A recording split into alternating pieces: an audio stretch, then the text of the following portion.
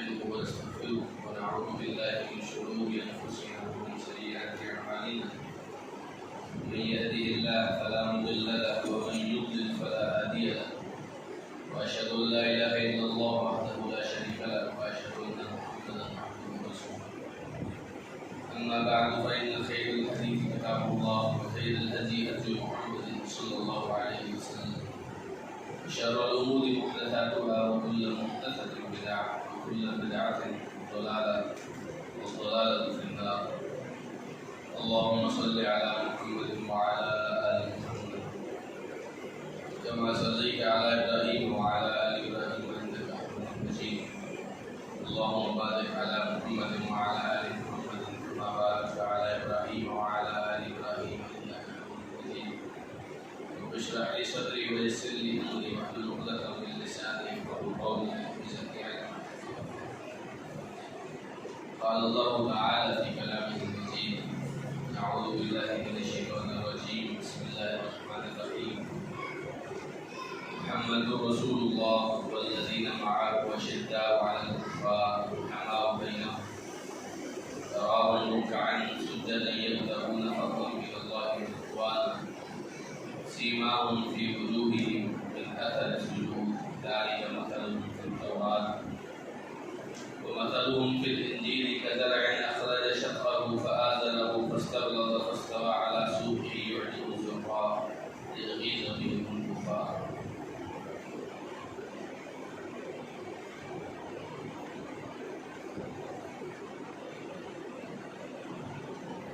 جیسا کہ شیخ نے آپ کے سامنے عنوان بیان کیا ہے، صحابہ کرام کی شان و فضیلت، میں انشاءاللہ اس موضوع پر آپ کے سامنے کچھ باتیں رکھوں گا انشاءاللہ، اور اس کے بعد میں صحابہ کرام کے متعلق ایک اہم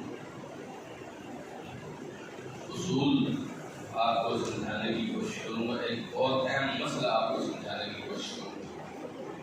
میری بات زیادہ لچکدار اور لمبی نہیں ہوتی، مختصر بات کروں گا انشاءاللہ، لیکن آپ سے گزارش ہے غور سے سماعت فرمائیں تاکہ میرے آنے کا اور آپ کی بات سننے کا فائدہ ہو جائے۔ دیکھیے نبی کریم صلی اللہ علیہ وسلم اللہ تعالیٰ کے سب سے افضل ترین پیغمبر، سب سے افضل ترین۔ حالانکہ اللہ کے رسول سے پہلے بے شمار انبیاء آئے، اللہ کے بہت سارے رسول آئے، لیکن محمد رسول اللہ جیسا کوئی نہیں آیا۔ یہ بات طے ہے۔ آپ نے فرمایا نا سید ولد آدم یوم القیامہ، آدم کی جتنی اولاد ہے قیامت کے دن ساری کی ساری میرے نیچے ہوگی، ان کو سردار ہوں۔ اس سے بڑھ کر اور کیا آپ کو سینے کی بتاؤں۔ اسی طرح اللہ کے رسول صلی اللہ علیہ وسلم کو اللہ تعالیٰ نے جو دین دیا، اس جیسا دین اللہ نے کسی امت کو کبھی بھی نہیں دیا۔ اسلام جیسا یا اسلام سے بہتر دین اللہ نے بہت ساری کتابیں اتاری، بہت ساری شریعتیں لوگوں کو دی، لیکن اسلام جیسا کوئی نہیں دیا۔ اور جب اسلام دیا تو فرمایا وَرَضِيتُ لَكُمُ الْإِسْلَامَ دِينًا، میں نے اب تمہارے لیے اسلام کو پسند کر لیا۔ اسی طرح قرآن مجید میں فرمایا وَمَن يَبْتَغِ غَيْرَ الْإِسْلَامِ دِينًا فَلَن يُقْبَلَ مِنْهُ، اب اگر کوئی اسلام کے علاوہ کسی اور دین کو لے کر اللہ کے پاس حاضر ہوگا، اللہ اسے قبول نہیں کرے گا۔ اب اللہ کے ہاں پہ دین چلے گا تو محمد کریم صلی اللہ علیہ وسلم کا دین اسلام چلے گا۔ بہت سادی سی بات ہے۔ فرمایا ان الدین عند اللہ الاسلام، اللہ کے ہاں دین صرف اسلام ہے۔ اب اگر کوئی عیسائی کہے کہ میں عیسیٰ علیہ السلام کی اتباع کرتا تھا، فرما برداری کرتا تھا، عیسیٰ علیہ السلام اللہ کے بڑے چہیتے بڑے پیغمبر تھے، اس بات کو ہم بہت بہتر مانتے ہیں، محمد رسول اللہ صلی اللہ علیہ وسلم کا دین لے کر نہیں آئے گا تو اللہ قبول نہیں کرے گا۔ اسی طرح اللہ تعالیٰ نے بے شمار کتابیں نازل کی، لیکن قرآن جیسی کتاب اللہ نے کوئی بھی نازل نہیں کی، کوئی نازل نہیں کی۔ اور امتیں بھی بڑی ہیں لیکن محمد کریم کی امت جیسی امت اللہ تعالیٰ نے کوئی نہیں بنی۔ آپ دیکھیں نا، فرمایا کنتم خیر امہ، تم سب سے بہترین امت ہو، سب سے بہترین۔ اچھا یہ بڑی عجیب بات ہے کہ لوگ نہیں مانتے، لیکن حقیقت یہ ہے کہ ساتھیوں میں سے محمد رسول اللہ صلی اللہ علیہ وسلم کے ساتھی سب سے بہتر تھے۔ ساتھیوں میں، صحابہ میں سے محمد کریم کے صحابہ سب سے افضل تھے۔ آپ اندازہ کریں کہ عبداللہ بن مسعود رضی اللہ تعالی عنہ فرماتے ہیں اللہ تعالیٰ نے ساری انسانیت کے دلوں کو دیکھا، ٹٹولا۔ ان دلوں میں جو سب سے صاف ستھرا دل، سچا ترین دل تھا، نفیس ترین دل، پاک ترین دل تھا، اس دل کو اپنی نبوت اور رسالت کے لیے منتخب کیا، اور وہ دل میرے اور آپ کے آقا محمد رسول اللہ صلی اللہ علیہ وسلم۔ عبداللہ بن مسعود فرماتے ہیں پھر اللہ تعالیٰ نے ساری انسانیت کے دلوں کو دوبارہ دیکھا، دوبارہ ان دلوں کو ٹٹولا، اور ان دلوں میں جو سب سے صاف ترین دل، سچے اور سچے ترین دل تھے، ان دلوں کو اٹھا کے محمد رسول اللہ کا ساتھی اور صحابی بنایا۔ اس لیے آپ کو یہ جو لگتا ہے نا کہ بلال حبشی ہیں، سہیب رومی ہیں، سلمان فارسی ہیں، یہ ایسے نہیں کہ سارے اتفاقی طور پہ اکٹھے ہو گئے تھے، اتفاق نہیں تھا، یہ اللہ کا انتخاب تھا اور بہترین انتخاب تھا۔ یہی وہ ساتھی ہیں جن کے بارے میں قرآن میں بہت ساری جگہوں پہ آپ پڑھیں گے رضی اللہ عنہ، اللہ ان سے راضی ہے، اللہ ان سے خوش ہے، انہوں نے اپنے رب کو راضی کر لیا۔ اب اس سے بہتر میں آپ کو کیا فضیلت بتاؤں؟ جن سے رب خوش ہے آج لوگ ان سے خفا ہو رہے ہیں، عجیب بات نہیں۔ جن سے اللہ خوش ہے، جن سے اللہ راضی ہے، میں ناراض کیوں ہوں گا؟ لوگ ناراض ہو جاتے ہیں۔ اب دیکھیں اللہ تعالیٰ نے جو میں نے آپ کے سامنے آیت پڑھی کیا فرمایا، محمد رسول اللہ صلی اللہ علیہ وسلم، محمد صلی اللہ علیہ وسلم اللہ کے رسول ہیں۔ یہ بات آپ کو پتہ ہے؟ والذین معہ، اور وہ لوگ جو محمد صلی اللہ علیہ وسلم کے ساتھ ہیں، جو محمد صلی اللہ علیہ وسلم کے ساتھ ہیں، اشداء علی الکفار، جب کافروں سے ٹکراتے ہیں تو نہایت سخت چنان بن کے ٹکراتے ہیں، کوئی کافر ان کو گرا نہیں سکتا، زہر نہیں آ سکتا۔ رحماء بینہم، لیکن آپس کے معاملات میں بڑے نرم دل ہوتے ہیں، بڑے نرم دل، اور صرف یہ نہیں کہ لوگوں کے ساتھ تراہم رکعا سجدا یبتغون فضلا من اللہ ورضوانا، ورنہ اگر تم نے تنہائی میں بھی دیکھو نا تو کوئی رکوع میں ہوگا، کوئی سجدے میں ہوگا۔ مقصد کیا ہے رکوع اور سجدے کا؟ اللہ کا فضل ڈھونڈنے، اللہ کو کسی طرح اپنا فضل ہمارے اوپر فرمانا، اللہ کی رضوان رضا ڈھونڈ رہے ہیں، اللہ کسی طرح تو راضی ہو جا ہم سے۔ سیماہم فی وجوہہم من اثر السجود، فرمایا ان کے چہروں پر سجدوں کے نشان آپ کو ملیں گے۔ اور یہ بات اللہ تعالیٰ نے ہم سے پہلے تورات میں لکھی ہوئی تھی، صحابہ کرام کی یہ نشانی، لوگ ان سے خفا ہیں۔ آپ اندازہ کریں، میں نے آپ کو ذکر کیا کہ جو لوگ محمد رسول اللہ کے ساتھ ہیں صلی اللہ علیہ وسلم، صحیح بخاری شریف کی حدیث ہے، علی بن ابی طالب رضی اللہ تعالی عنہ جب عمر بن خطاب امیر المومنین کو ایک مجوسی نے خنجر مارے اور وہ اس طرح مر پر تھے،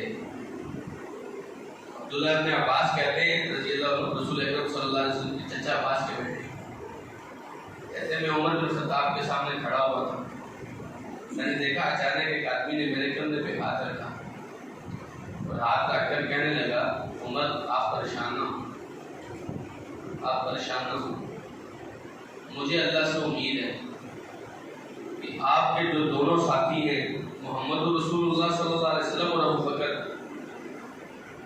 آپ کو اللہ تعالیٰ ان کے ساتھ ہی کرے گا، آپ پریشان نہ ہو۔ کہتے ہیں میں نے بڑی کثرت کے ساتھ رسول اکرم صلی اللہ علیہ وسلم سے سنا، آپ نے فرمایا تھا میں گیا میرے ساتھ ابو بکر گیا اور عمر گیا، میں آیا میرے ساتھ ابو بکر تھا عمر تھا، میں نکلا میرے ساتھ ابو بکر تھا اور عمر تھا، میں داخل ہوا میرے ساتھ ابو بکر تھا اور عمر تھا۔ آپ جب کوئی کام کرتے تھے ساتھ ابو بکر تھا اور عمر تھا، اور جب نبی کریم صلی اللہ علیہ وسلم فوت ہو گئے پھر بھی ساتھ ابو بکر ہے اور عمر ہے، والذین معہ جو ان کے ساتھ ہیں جی۔ آج لوگ ان سے تو جن کو زندگی میں بھی محمد کریم صلی اللہ علیہ وسلم کا ساتھ ملا، مرنے کے بعد بھی ملا، لوگ ان کو نہیں مانتے۔ چیک کریں ان صحابہ کرام کی فضیلت میں کیا بیان ہے، جن کے بارے میں رسول اکرم صلی اللہ علیہ وسلم نے فرمایا اللہ کی اصحابی، لوگوں اللہ کا واسطہ دیتا ہوں میرے صحابہ کے بارے میں کوئی بات مت کرنا، صحابہ کے بارے میں کوئی بات نہیں کرنا، میرے ساتھیوں کے بارے میں کبھی کچھ مت کرنا۔ تو یہ اپنی حیثیت تو دیکھیں، وہ لوگ جو صحابہ کرام کو کہتے ہیں نہیں مانتے، آپ ہوتے کون ہیں نہیں ماننے والے؟ آپ کے نہ ماننے سے ہم آپ کو نہیں مانتے، لیکن صحابہ کو ساری دنیا مانتی ہے، دنیا کا رب مانتا ہے، رضی اللہ عنہم ورضوا عنہ، ایسے نہیں مانتے۔ صحابہ کرام سے ایک مرتبہ اللہ کے رسول نے بیعت لی، عثمان رضی اللہ تعالی عنہ گئے مکے میں، مکے والوں نے عثمان رضی اللہ عنہ کی آؤ اگر اپنی خدمت خاطر میں وقت لگا دی، عثمان وقت میں واپس نہیں آ سکے، ارے شیخ کی پن کے دو بار بولے تو نہیں پاتا ہے باقی عثمان رضی اللہ عنہ وقت پر واپس نہیں آ سکے۔ ادھر مسلمانوں کے آپس میں خدشہ یہ ہوا کہ شاید انہوں نے عثمان کو قتل کر دیا ہے۔ بات ذرا غور سے سنیں، شان صحابہ بیان کر رہا ہوں میں، عثمان کو قتل کر دیا۔ رسول اکرم صلی اللہ علیہ وسلم لڑنے کے لیے نہیں گئے تھے، آپ کا ارادہ تھا کہ میں صرف عمرہ کروں گا، لیکن اب جب یہ بات پختہ ہونے لگی کہ عثمان کو قتل کر دیا ہے، آپ نے فرمایا میرے ہاتھ پر بیعت کرو، اب یا تو عثمان کے خون کا بدلہ لیں گے یا قتل ہوں گے، کوئی تیسرا راستہ نہیں ہے۔ 1400 صحابہ نے پیغمبر کے ہاتھ پر ہاتھ رکھ کر فرمایا تھا کہ اللہ کے رسول آپ کے ساتھ ہیں، یا عثمان کے خون کا بدلہ لیں گے یا یہاں سے ہماری لاشیں جائیں گے، ہم واپس نہیں جائیں گے۔ لوگ اس عثمان کو نہیں مانتے، جانتے اللہ تعالیٰ نے فرمایا ید اللہ فوق ایدیہم، جب تم عثمان کے خون کے بدلے کی بیعت لے رہے تھے نا لوگوں کے ہاتھ پر ہاتھ رکھ کر، تمہارے ہاتھ کے اوپر اللہ کا ہاتھ تھا، اور جس نے پیغمبر کے ساتھ وعدہ کیا تھا مرنے کی بیعت کی تھی، اللہ نے فرمایا لقد رضی اللہ عن المؤمنین اذ یبایعونک تحت الشجرہ، اور درخت کے نیچے کتنے مسلمانوں نے تمہارے ہاتھ پر بیعت کی تھی، عثمان کی وجہ سے سب سے اللہ راضی ہو گیا ہے۔ کتنے لوگ تھے جس نے کہا تھا اللہ کے پیغمبر آپ کے ساتھ عثمان کے خون کا بدلہ دیں گے، سب سے اللہ راضی ہو گیا۔ یہ عثمان سے نہ ہو گئے، چیک کریں، جس عثمان کی وجہ سے اللہ لوگوں سے راضی ہو رہا ہے تو اس عثمان سے ہی ہو گئے۔ صحابہ کرام کی شان کی بات کرتے ہیں، عمر رضی اللہ عنہ کی شان بتاؤں، عمر خود کہتے ہیں 3 مرتبہ ایسے ہوا میرے رب نے میری موافقت کی، اب سمجھ نہیں آ رہی کہ میں کیا بات کروں، تو کہتے ہیں یا میں نے اپنے رب کی موافقت کی، اللہ رب العزت کے ساتھ اتنی محبت کی کوئی بات بے ادبی میں نہ ہو جائے، کہتے ہیں میں نے اپنے رب کی موافقت کی یا رب نے میری موافقت کی۔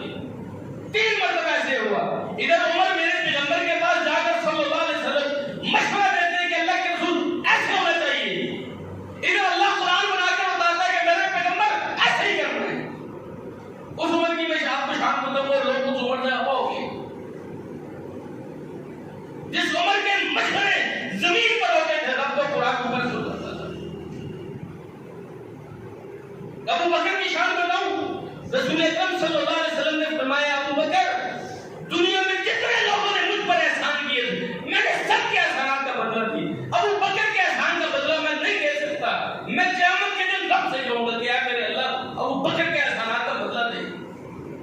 ایک مرتبہ رسول اکرم صلی اللہ علیہ وسلم نے فرمایا اگر میں دنیا میں کسی کو دوست بناتا تو ابو بکر کو بناتا، کسی کو خلیل بناتا۔ خلیل کا مطلب ہوتا ہے ایسا دوست جس کی محبت دل کے ٹکڑے بن گئی ہو، دل کے اندر گھس گئی ہو۔ آپ نے فرمایا میں نے اپنے اللہ کو خلیل بنا لیا ہے، اگر میں دنیا میں سے کسی کو خلیل بناتا تو سوائے ابو بکر کے کسی کو بناتا۔ لوگ اس ابو بکر سے ناراض ہیں۔ تو صحابہ اکرام کی شان سمجھیے، یہ وہ صحابہ ہیں جن کے ساتھ محبت اللہ تعالیٰ نے ایمان قرار دیا۔ آپ جانتے مسلمانوں کی دو جماعتیں ہیں، ایک مہاجرین اور ایک انصار۔ مہاجر وہ تھے جو مکے سے دین کے لیے رسول اللہ صلی اللہ علیہ وسلم کے کہنے پر اپنا گھر چھوڑا، کاروبار چھوڑا، جائیدادیں چھوڑی، رشتہ دار چھوڑ، سب کو چھوڑ دیا، سب کچھ مکے میں چھوڑ کے آگے اور مدینے آگے۔ کیوں؟ اللہ کا حکم ہے۔ اور مدینے میں وہ لوگ تھے جنہوں نے ان لوگوں کی نصرت اور مدد کی۔ اب یہ لوگ انصار کہلاتے تھے، مدد کرنے والے۔ بات سمجھیے، رسول اکرم صلی اللہ علیہ وسلم نے فرمایا لولا الہجرۃ لکنت امرأ من الانصار، اگر ہجرت نہ ہوتی تو میں انصار میں سے ایک آدمی ہوتا۔ یہ ہجرت کی فضیلت اور شرف تھا کہ میں مہاجر بن کے آیا ہوں۔ اگر ہجرت کی اس قدر فضیلت اور اتنا بڑا شرف اور عہدہ نہ ہوتا تو میں بھی انصاری ہوتا، لیکن اللہ نے مجھے ہجرت کے شرف سے سرفراز کیا ہے۔ معنی یہ ہے کہ ہجرت انصاری ہونے سے بھی بڑا شرف ہوتا ہے، اور مجھے وہ اللہ تعالیٰ نے عطا کیا ہے۔ اور یہ جو انصار ہیں نا جنہوں نے مہاجروں کی مدد کی، ان کے بارے میں رسول اکرم صلی اللہ علیہ وسلم نے فرمایا حب الانصار من الایمان و بغض الانصار من النفاق۔ ان انصار کی محبت ایمان کا حصہ ہے اور انصار سے نفرت کرنا منافقت ہے۔ اور ان انصار نے جن کی مدد کی ہے، جو ان سے بھی بہتر ہے، جو ان سے بھی پہلے ہیں، ان لوگوں سے دھوکہ ہو گئے۔ تو یاد ایک بات تو یہ ہے کہ صحابہ اکرام کی شان اور عظمت ہم لوگوں سے کہیں زیادہ، جو ہماری کمزور زبانیں، ہم کم علم لوگ کیا بیان کر سکتے ہیں جو اللہ تعالیٰ نے بیان کی، اللہ کے رسول نے بیان کی۔ بہت حدیثیں یہ چھوٹی سی مجلس کو اس کو شمار کر ہی نہیں سکتی۔ لیکن ایک اور معاملہ جو بہت اہم ہے، جو سمجھنے اور سمجھانے والا ہے، وہ یہ ہے آج کل چونکہ فتنوں کا دور ہے، لوگ علماء کے پاس بیٹھنے کی بجائے موبائل کو زیادہ کر دیتے ہیں، سوشل میڈیا، یوٹیوب، فیس بکوں کو زیادہ ٹائم دیتے ہیں، اور فتنوں کی آماجگاہ یہی چیزیں ہیں۔ آپ کچھ بھی نہیں کرتے، اگر آپ سوشل میڈیا کو دیکھتے ہیں تو لوگ آپ کے دلوں میں اپنے اپنے نظریات پہنچنے کی کوشش کرتے ہیں۔ بہت بڑا ایک فتنہ ہمارے ادھر انجینئر ہے، اس کا چلتا ہے، اور بڑے لوگ ہیں جو کوئی حدیث کا انکار کرتا ہے، کوئی قرآن کا انکار کرتا ہے، کوئی صحابہ کی فضیلت کا انکار کرتا ہے، لوگ بڑے ہیں۔ چونکہ محرم کے دنوں میں صحابہ کرام کا یہ عنوان عام طور پر اٹھا کر اس دوران بہت سارے لوگ ایسے ہوتے ہیں جو سمجھ رہے ہوتے ہیں کہ ہم بڑا علمی کام کر رہے ہیں، بڑی تحقیق کر رہے ہیں، آپ تک بڑا حق اور سچ پہنچا رہے ہیں، اور اس حق اور سچ پہنچانے کے چکر میں صحابہ کرام کے اوپر اعتراض کرتے ہیں، صحابہ کی ذات کے اوپر تانے کستے ہیں،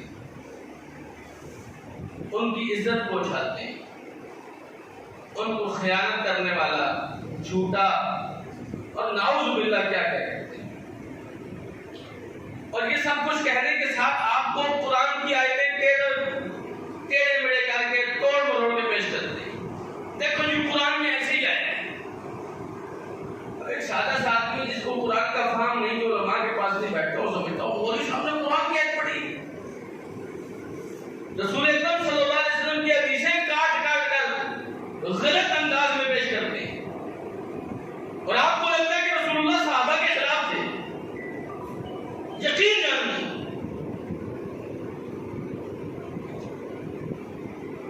رسول اکرم صلی اللہ علیہ وسلم کے اقوال کو ایسے انداز میں پیش کرتے ہیں کہ سننے والا سمجھتا ہے کہ اللہ کے رسول اور صحابہ کرام کے درمیان بہت فرق تھا. نعوذ باللہ صحابہ کرام مرتد ہو گئے. ایسے ایسے لوگ آپ کے سامنے پڑتے ہیں. کچھ تو ہے نا جو کھلے سامنے کہتے ہیں ہم نہیں مانتے، اور کچھ بدبخت ایسے ہیں جو کہتے ہیں مانتے ہیں لیکن نہیں مانتے. اب ان لوگوں کو کیا علاج کیا جائے؟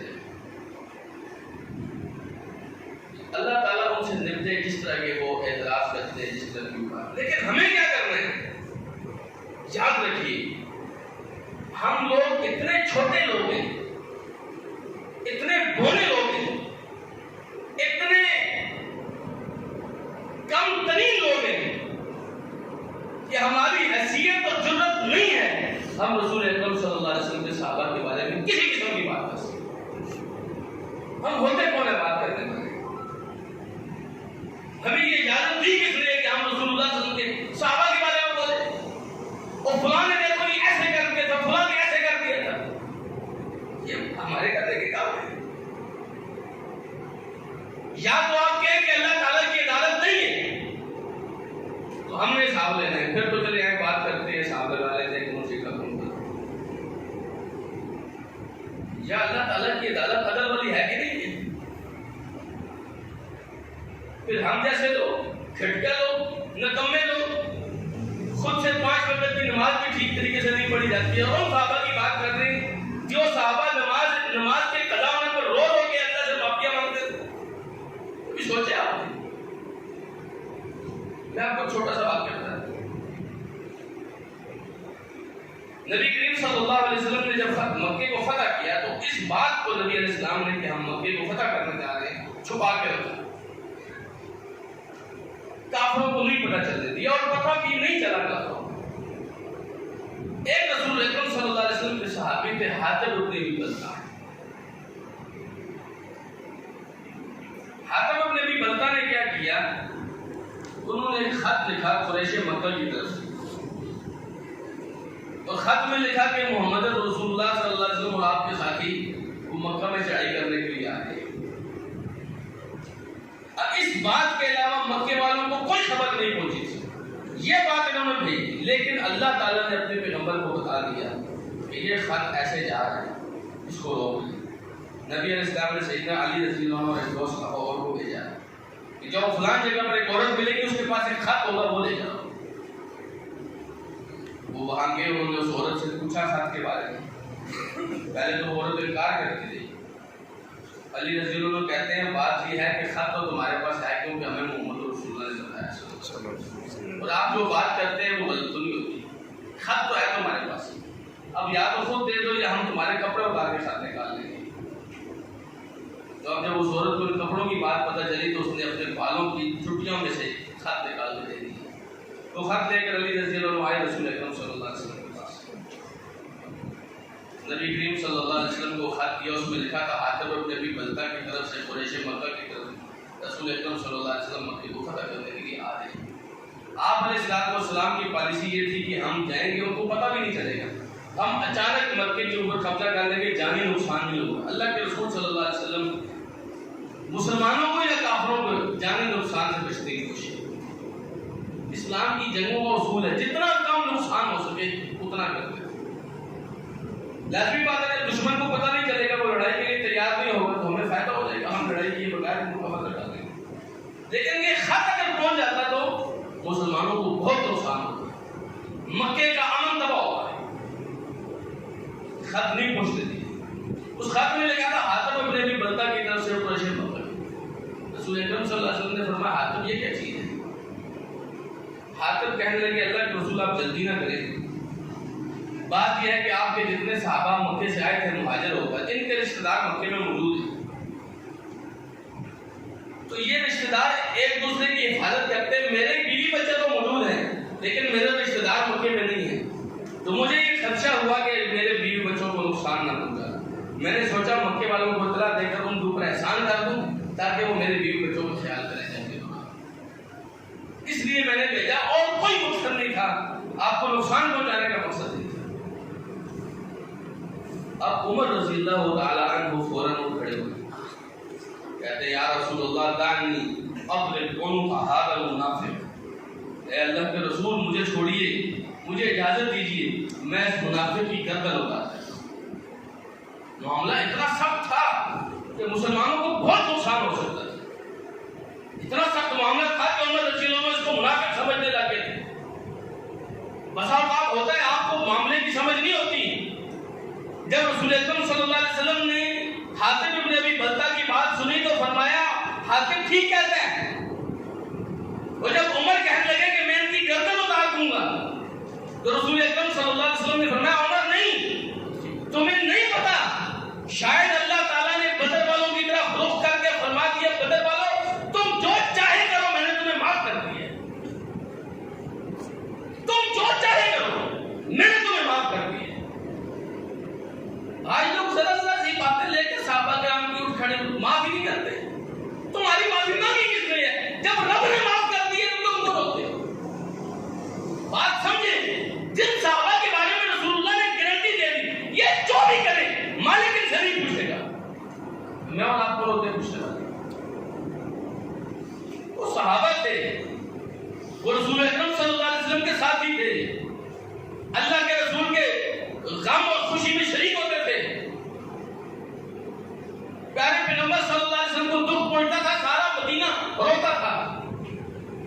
آج لوگ کہتے ہیں ان صحابہ کرام نے ایسے کر دیا ویسے کر دیا. آپ نے اور میں نے کبھی بھی صحابہ کرام کے بارے میں زبان نہیں کھولی، کبھی بھی. آپ کو کچھ 100 مرتبہ کہے کہ دیکھو جی فلاں نے حق کھا لیا، فلاں نے ایسے کر دیے، شروع ہو جاؤ بھائی کام کرو. آپ مانگنے والے بھی اللہ کے دربار میں پہنچ گئے اور کھانے والے بھی پہنچ گئے، پتہ چل جائے گا وہاں. میں پوچھ ضرور، میں ان صحابہ کرام کی عزت کے بارے میں بات کروں، میں ہوتا کروں کہ میں کہوں کہ فلاں اللہ کے رسول کا ساتھی ٹھیک تھا، فلاں غلط تھا. سبحان اللہ. ابھی کچھ دنوں پہلے میں نے ایک مولوی کو تقریر کرتے ہوئے سنا. مولوی کی تقریر کا عنوان جانتے کیا ہے؟ عنوان اس نے یہ رکھا تھا منافق صحابہ کے بارے میں قرآن کیا کہتا ہے. اور ظالم آدمی صحابہ بھی کبھی منافق ہوئی، تصور تو کرے آپ. بات کہاں تک پہنچی؟ ہم ہوتے کون ہے بات کرنے والے؟ میں آپ کو ایک چھوٹا سا واقعہ بتاتا ہوں. یہ واقعہ قرآن مجید میں ذکر ہے. آپ کو یاد ہوگا جب سیدہ عائشہ صدیقہ رضی اللہ عنہا کے اوپر کچھ منافقوں نے تہمت لگائی تھی کہ عائشہ نے برا کام کیا. اللہ تعالیٰ نے سیدہ عائشہ کے بارے میں 10 آیتیں نازل فرمائی اور 10 آیتوں میں یہ فرمایا کہ عائشہ نے گناہ نہیں کیا. منافقوں نے تو چلو یہ کام پھیلایا تھا، یہ بات پھیلائی تھی. 2-3 مومن بھی ایسے تھے جو منافقوں کی باتوں میں آ گئے. یہ جو میڈیا ہوتا ہے نا، میڈیا پروپیگنڈا، یہ بات پھیلانے والا طریقہ یہ اتنا کارگر ہو جاتا ہے کہ اچھے بھلے لوگ اس کے جنگل میں آ جاتے ہیں. حسان ابن ثابت رضی اللہ عنہ جیسا آدمی وہ بھی منافقوں کی باتوں میں آ گئے تھے، اور بھی لوگ تھے. بعد میں رسول اکرم صلی اللہ علیہ وسلم نے ان کو کوڑے لگائے تھے ایک پاک دامن عورت پر تہمت لگانے کی وجہ سے. لیکن اللہ تعالیٰ نے ہمیں کچھ سبق دیا. بس میں وہ آپ کے سامنے رکھنا چاہتا ہوں. سورہ نور کی آیت نمبر 12 میں یہ واقعہ شروع ہوتا ہے. 11 میں اللہ سبحانہ و تعالیٰ نے فرمایا کہ جو لوگ آپ کے پاس آئے ہیں ایک جھوٹی بات کھڑ کر رہے ہیں آپ کے پاس، فرمایا آپ انہیں برا نہ سمجھو، یہ تمہارے لیے بہتر ہے. بہتر کیسے کہ عائشہ کی پاک دامنی کا قصہ قیامت تک آپ لوگوں کو پتہ چلے. اب قیامت تک کوئی آدمی قرآن پر ایمان رکھنے والا یہ نہیں کہہ سکتا کہ عائشہ بری تھی رضی اللہ عنہا. فرمایا کہ ان کو برا نہ سمجھو، یہ اچھا ہوا. لیکن ان لوگوں نے جس نے جتنا گناہ کمایا اس کو اتنا گناہ ملے گا. اور جو جس آدمی کا سب سے زیادہ حصہ تھا یہ سب سے بڑا مجرم یہی ہے. اس کے لیے فرمایا بہت بڑا عذاب اللہ نے دیا. پھر اللہ تعالیٰ نے فرمایا لولا سمعتموہ، ایسا کیوں نہیں ہوا جب تم نے یہ واقعہ سنا. منافقوں نے پروپیگنڈا کیا، منافقوں نے بات ہے تو میں ایسا کیوں نہیں ہوا کہ ظن المؤمنون والمؤمنات بانفسہم خیرا، تم نے اپنے دل میں خیر کی بات سوچی ہوتی. تم لوگ پروپیگنڈے میں آتے تھے، تم نے فوری طور پر یہ کیوں نہیں سوچا نبی کی بیوی بری نہیں ہو سکتی؟ کیوں نہیں سوچا یہ بات دل میں؟ فوراً تمہارے دل میں خیر کی بات کیوں نہیں آئی؟ اور تم نے فوراً یہ کیوں نہیں کہا وقالوا ھذا افک مبین، یہ بالکل واضح کھڑی جھوٹی بات ہے، یہ تم نے یہ بات کیوں نہیں سوچی؟ فرمایا لولا جاؤ علیہ باربعۃ شہداء، یہ جنہوں نے تہمت لگائی ہے یہ 4 گواہ کیوں نہیں پیش کر رہے؟ آپ کو بات سمجھ آ رہی ہے میری؟ فرمائے انہوں نے تہمت لگائی عائشہ کے اوپر، یہ 4 گواہ لے کر کیوں نہیں آ رہے؟ فَإِن لَمْ يَأْتُوا بِالشُّهَدَاءِ فَأُولَٰئِكَ عِندَ اللَّهِ هُمُ الْكَاذِبُونَ، جب یہ 4 گواہ لے کر نہیں آ رہے تو اللہ کے نزدیک یہ خود جھوٹے. یا تو گواہ لو اپنی بات کے اوپر، گواہ نہیں ہے تو یہ جھوٹے. فرمایا اللہ سبحانہ وتعالیٰ نے وَلَوْلَا فَضْلُ اللَّهِ عَلَيْكُمْ وَرَحْمَتُهُ فِي الدُّنْيَا وَالْآخِرَةِ لَمَسَّكُمْ فِي مَا أَخَذْتُمْ فِيهِ عَذَابٌ عَظِيمٌ، اگر اللہ نے دنیا اور آخرت پر تمہارے اوپر اپنی رحمت اور فضل نہ کیا ہوتا تو جس کام میں تم پڑ گئے ہو، بات سمجھیے، یہ جو عائشہ پر تہمت لگا کر جس کام میں تم پڑ گئے ہو، اس کام کی وجہ سے تمہارے اوپر اللہ کا عذاب عظیم نازل ہو جاتا ہے. یہ تو اللہ کا فضل ہے کہ اللہ نے اہل ایمان سے عذاب ہٹایا ہوا ہے. یہ تو اللہ کا فضل ہے کہ اللہ کے رسول تمہارے بیچ میں موجود ہیں، اور جب تک رسول موجود ہوتے ہیں اللہ عذاب نازل نہیں کرتا. ورنہ جس کام میں تم پڑ گئے ہو، اس بات دامن کے اوپر تہمت لگانے کے کام میں، اس کام کی وجہ سے تمہارے اوپر اللہ کا عذاب عظیم نازل ہوتا ہے. فرمایا تلقونہ بألسنتکم وتقولون بأفواہکم ما لیس لکم بہ علم، مجھے بتاؤ جب تم ایک دوسرے کی زبانوں سے باتیں سن رہے تھے، تم نے اس کو بتائی، اس نے اس کو بتائی، اس نے اس سے بات کی، اس نے وہاں جا کر تقریر کی، تم اپنی زبانوں سے یہ واقعہ ساری مدینے میں پھیلا رہے تھے، اور زبان سے ایسی بات کر رہے تھے جس کا تمہیں علم نہیں تھا. تم میں سے کسی نے دیکھا برائی کرتے ہو تو سامنے آ جاؤ. دیکھیے نا جی، آج کوئی کہتا ہے کہ معاویہ نے ایسے کر دیا، تو تم نے دیکھا ہے؟ کوئی کہتا ہے عمر نے حق کھا لیا، تم نے دیکھا ہے؟ وَتَقُولُونَ بِأَفْوَاهِكُمْ مَا لَيْسَ لَكُمْ بِهِ عِلْمٌ، تم اپنی زبان سے ایسی باتیں کر رہے تھے جس کا تمہیں کوئی علم نہیں تھا. تمہیں اتنا بھی نہیں پتا تھا تم ٹھیک کر رہے ہو کہ غلط کر رہے ہو. تمہیں اتنا بھی نہیں پتا تھا تمہاری زبان سے سچی بات نکل رہی ہے کہ جھوٹی نکل رہی ہے. صرف سنی سنائی باتیں ادھر سے ادھر پھیلا رہے تھے. فرمایا اللہ سبحانہ وتعالیٰ نے وَتَحْسَبُونَهُ هَيِّنًا، تم بڑا آسان سمجھ رہے تھے. یقین جانیے ہمارے ہاں لوگوں کا مزاج ایسا بن گیا ہے، لوگ صحابہ کرام کے بارے میں، معاویہ بن ابی سفیان کے بارے میں، ابو سفیان ابن حرب کے بارے میں، عثمان اور عمر اور ابو بکر رضی اللہ عنہ کے بارے میں بات کرتے ہوئے ان کو جھجک بھی محسوس نہیں ہوتی. سمجھ رہے ہوتے ہیں ہم نے کسی اپنے کمی کمین کی بات کر رہے ہیں، نعوذ باللہ. فرمایا وَتَحْسَبُونَهُ هَيِّنًا، تمہیں لگ رہا تھا کہ کوئی مسئلہ ہی نہیں ہے، وَهُوَ عِندَ اللَّهِ عَظِيمٌ، اللہ کے ہاں یہ بہت بڑی بات ہے. آپ کو لگ رہا ہوتا ہے کہ صاحب جی اس نے ایسے کیوں کیا جی، ایسے نہیں کرنا چاہیے تھا جی، وہ اس کا حق کھا گیا جی. آپ کو لگتا ہے کہ چھوٹی سی بات ہے جو آپ کر رہے ہیں، یہ اللہ کے نزدیک بہت بڑی بات ہے. فرمایا اللہ سبحانہ وتعالیٰ نے وَلَوْلَا إِذْ سَمِعْتُمُوهُ قُلْتُمْ مَا يَكُونُ لَنَا أَن نَّتَكَلَّمَ بِهَٰذَا، اور تمہیں ایسے کیوں نہیں کیا، تمہیں ایسے کرنا چاہیے. جب تم نے یہ بات سنی تم کہہ دیتے ما یکون لنا نتکلم بہذا، ہم ہوتے کون ہیں اس معاملے میں بات کرنے والے؟ چلو تمہیں کسی بات کا نہیں پتا تھا تو تم ہوتے کون تھے اس بات کو پھیلانے والے، اس بات کو آگے بڑھانے والے، ڈسکس کرنے والے، اس معاملے میں لوگوں کی رائے لینے والے؟ اور تم رائے دینے والے کون ہوتے تھے؟ تم نے کیوں نہیں کہا کہ ما یکون لنا ان نتکلم بہذا، ہماری حیثیت کیا ہے کہ ہم ابو بکر کے بارے میں بات کریں؟ ہم اللہ کی دین کے اندر ایک بونے بھی نہیں ہیں، اور وہ اللہ کے دین کے مینار ہے. ہم ہوتے کون ان کے بارے میں بات کرنے والے؟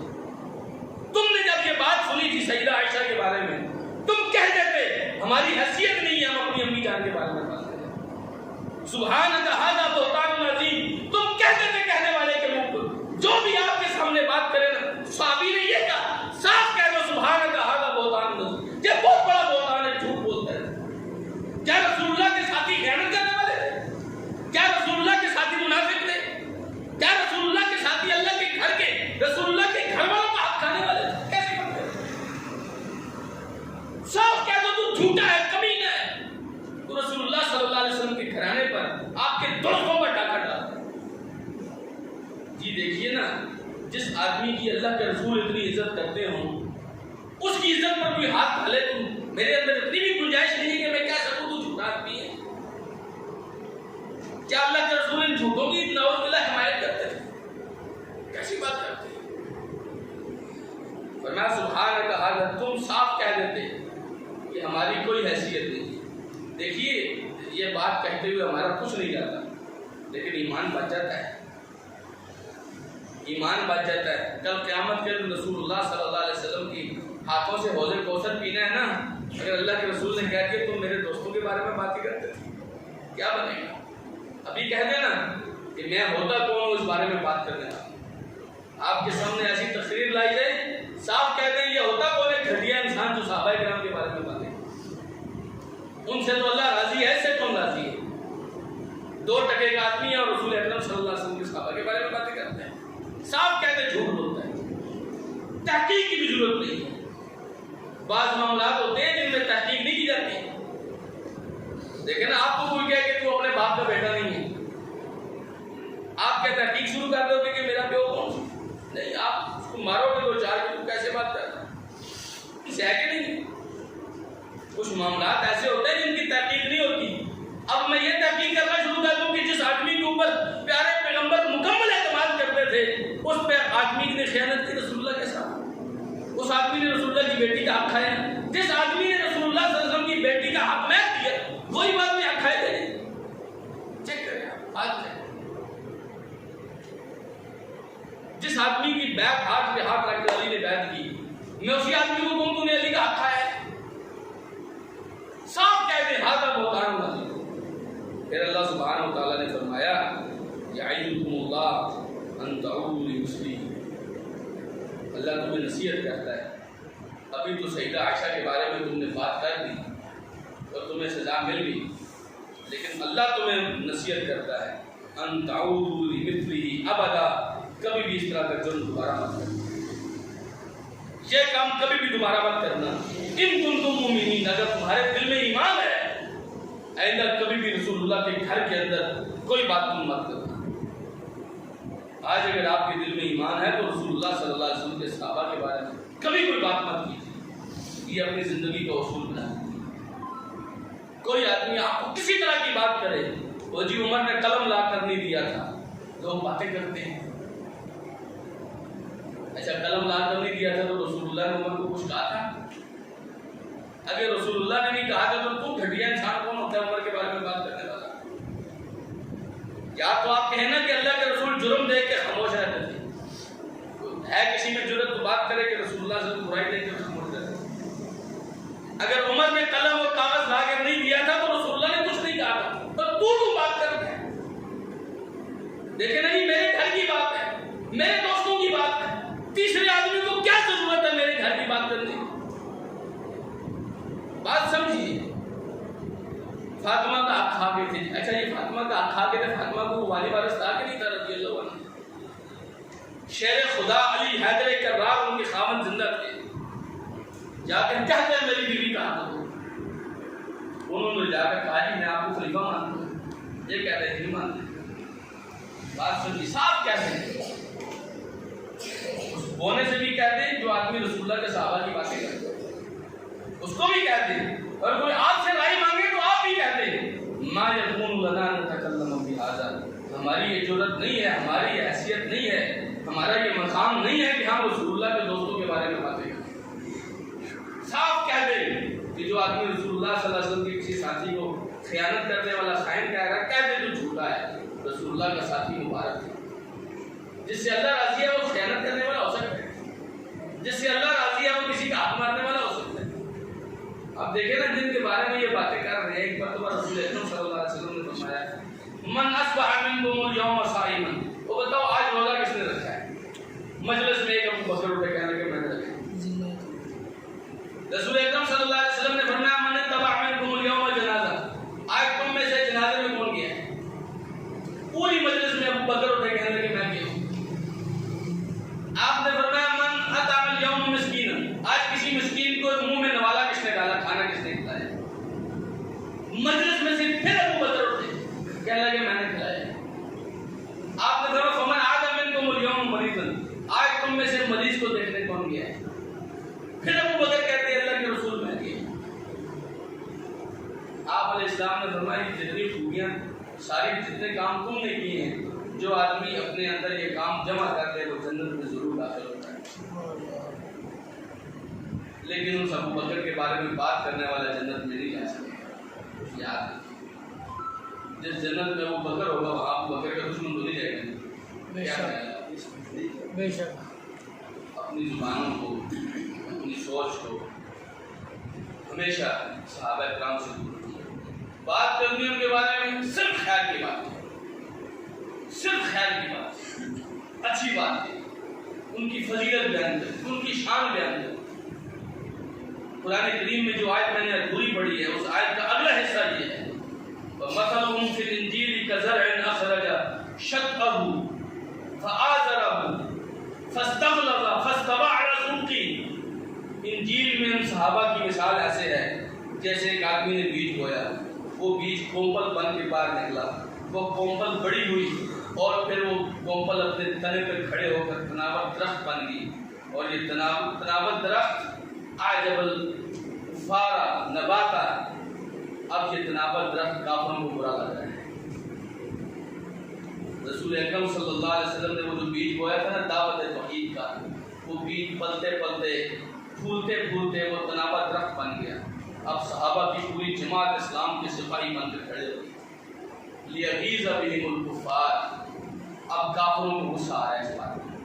اسی آیت کی وجہ سے امام مالک رحمہ اللہ فرمایا کرتے تھے کہ جو آدمی صحابہ کرام کے کو دیکھ کر غصہ کرتا ہے، نفرت کرتا ہے، وہ آدمی مسلمان نہیں ہے، کافر ہے، اسی آیت کی وجہ سے۔